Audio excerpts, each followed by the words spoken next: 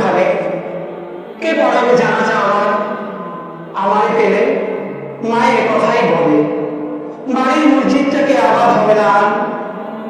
বেশি মানুষ এক করিস না, তবে হতে যাওয়ার মায়ের খবর দিস। তোর বাপে যখন বাড়িতে আইতো না, কত রাত যে সে আমার পাহারা দিছে।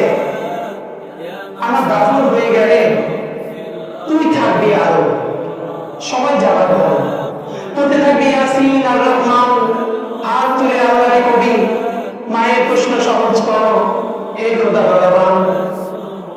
মায়েরা চিরদিন আরিফের মতো থাকে না, মায়েদের দেহেও বার্ধক্য আসে একদিন।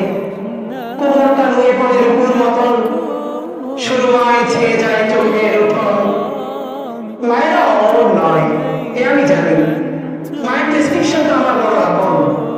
আব্বাই দেওয়া হাতের বাংলা, পিতলের পানির থালা, এমনকি তার নামাজের সেই ভাঙা চৌকিটাও।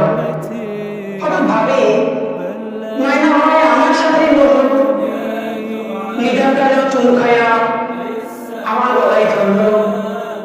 আমি চাইছি না মায়ের 100 বছর বাঁচুক, শুধু চাই নুয়ে নুয়ে হলেও মায়ের তার মাটির চুলায় আর কটা দিন রাঁধুক, পাতিল খুঁজে কলিজাটা আমার পাতেই দিক।